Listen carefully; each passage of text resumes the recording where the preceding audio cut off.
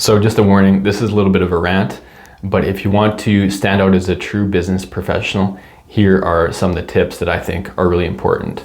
As myself being a business professional, a business owner that's interacting with regular clients, other business owners, other professionals, I'm seeing a lot of unprofessional behavior and things that are easily correctable, but just aren't being corrected, that should be very much the standard for everyone, but especially business professionals. So number one, as a business professional, to actually be professional is contact the people that you said you're going to contact. If you said you're going to call someone, you're going to send them an email, if you plan to meet up with them, then do that. Reach out to them. You create an expectation with them and you should follow through with that. Sometimes it's not a big deal, but other times maybe they're really looking forward to that.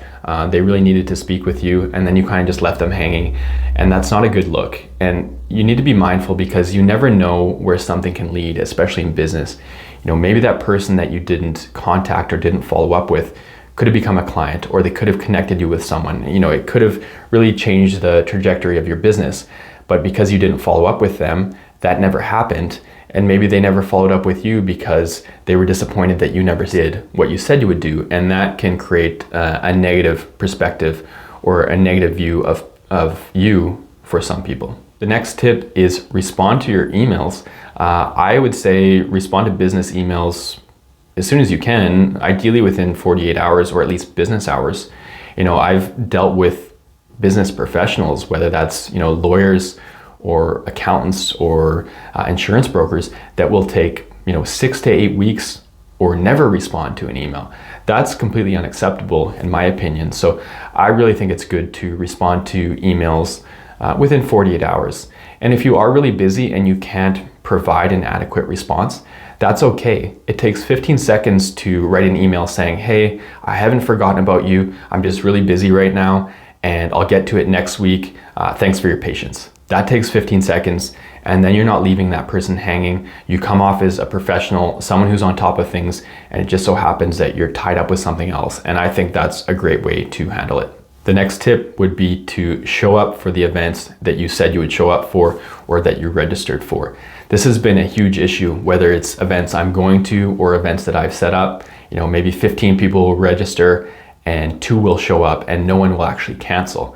I find that very frustrating as someone who's hosting events or even attending events, when you get this, large amount of people that say they want to go and then they don't show up. That can be especially frustrating if this event has expenses where they're providing food or things like that, and then they're expecting a big turnout and they don't get it. So show up to the events that you said you would show up for, or at least notify the organizer that you're not going to show up. Put yourself in their position. How would you feel if you're expecting 20 and one person showed up? It is very frustrating to be in that position. So, treat others the way you want to be treated. The next step, and this one kind of ties into the first one, is respond to the people that you told to contact you. So if you've asked someone to reach out to you, call or email, and then they do, you should not leave them hanging whatsoever. Like, you initiated.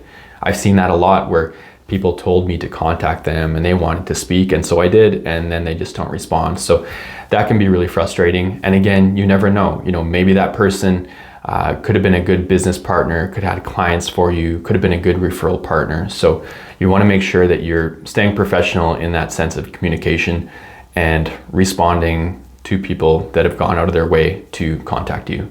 And then the last tip, and again, this should all go without saying, I shouldn't have to say these things, but some of you know this is how it goes. Others might be surprised as to how bad it is being a professional these days in terms of, some of these things that I see where people aren't that professional.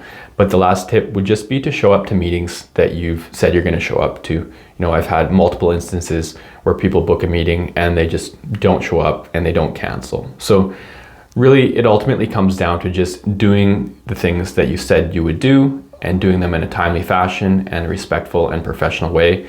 That's all it really takes. But unfortunately, I just see so many times where people aren't, upholding that very basic standard, and it can be really frustrating.